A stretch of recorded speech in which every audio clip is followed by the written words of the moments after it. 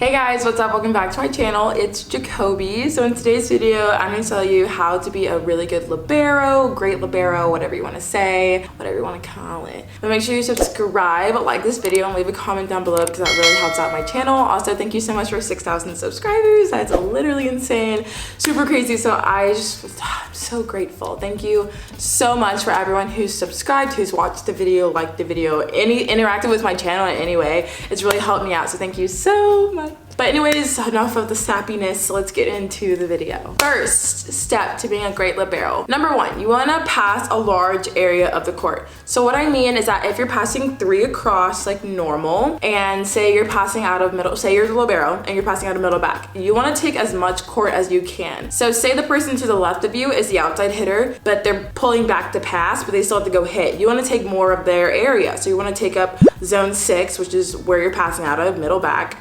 And then you also want to take some of zone 5 where the outside hitter is standing, right? Because you want to cover them as much as possible, make their life a little bit easier. It will like teach you how to like move to the ball rather than just like, you know, having the ball come right to you, because that's usually not going to be the case. And if the other team is smart, they won't serve you that much because you're the libero, so it's obvious that you're like the best passer, so they're not going to serve you on purpose. So if you take more court, they're going to have to serve you. And that leads me into my next point, which is bait the server into serving you. So how you do this is basically like, if you are, say you're passing out a left back, you want to start like all the way on the sideline. So that's telling the server that like, okay, she's all the way on the sideline, so I should serve her to where she's not, right? You would logically think that. But what you're gonna do, like, you're baiting them into serving that area because you're all the way over here and they're gonna think like, oh, that's open, like I can ace her there. But you already know that you're gonna move that way because you're baiting them to serve into that spot. It's a great tactic.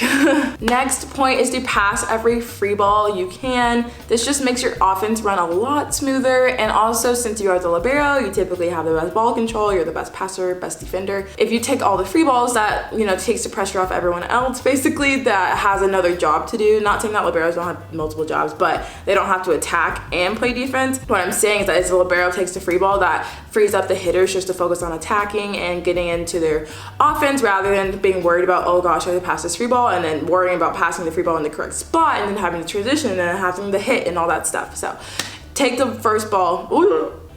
Take the free ball if you can. Next pro tip is to cover your hitters. This is so important. So as the libero, you're expected to cover your hitters, and what that means is like if I'm a hitter and I'm going up to hit, the libero is going to be right behind me waiting for the ball to hit the block and come back onto our side. Like, say if I hit into the block on accident, because I mean, no one tries to hit the block on purpose to get blocked. Like usually if you hit the block on purpose, you're trying to use the block and score.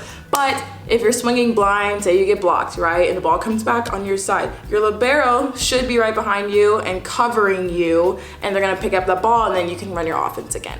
Next tip is to be able to set the second ball. So sometimes, like in most systems and what I've experienced, if the setter takes the first ball, the libero becomes the setter in that scenario. So the setter takes the first ball and then the libero will step in and set whoever. I don't know why that is. It's just usually, once again, the libero usually has the best ball control after the setter, like hands wise. So usually the libero takes the second ball and they give a nice out of system set to their outside hitter, their middle hitter, or their right side hitter, back row, whoever, whatever y'all do. Next is to communicate effectively. So what I mean by that is like, to communicate effectively, it doesn't even mean being the loudest person on the court. It means that you actually have to be saying something of substance that is also loud. Does that make sense? So like if you're just yelling about random things, like that's not helpful and you're just being loud, which is like, okay, that's good sometimes. You need to be constructive in the information you're giving. So for example, like if I'm going up to hit and my libero is behind me and she's like 2 blockers or 1 blocker, or there's a gap, like if she's communicating that to me, that's effective communication because I can hear that and be like, okay, so I won't hit there because I know that there's gonna be a double block. Next tip is to just take charge of the back row. Like the libero is like the captain of the back row.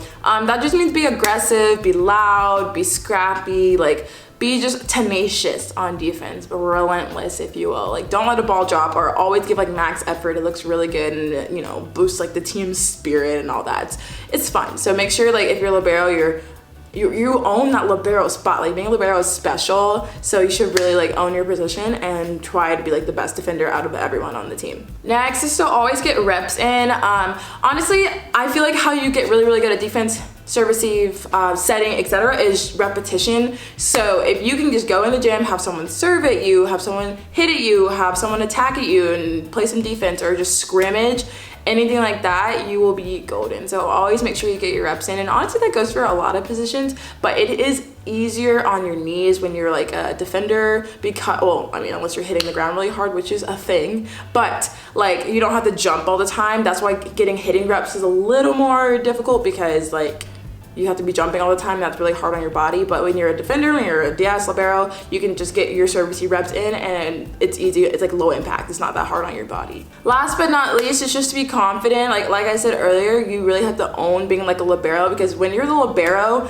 some teams will test you and they'll go after you in the beginning and be like, okay, let's see if this girl can really serve receive, defend, pass a free ball, like set, can she do all the things? And then once they find out like, oh, okay, she's pretty good, like they'll go away from you. You know what I mean? But you need to be confident in your abilities. You need to be confident in running your team and giving great communication and cheering for people and just being like a leader. Yeah, that's the best way I could put it. But that's it for today's video, you guys. I really hope you liked it. If you did, please let me know in the comments. Also, like this video, subscribe if you haven't already. Also, if you like me and you like my vlogs, I have a vlog channel. It's called Jacoby's Vlogs, so you can go check that out. Everything's always linked in the description. Thank you guys so much, and I'll see y'all in the next video. Bye.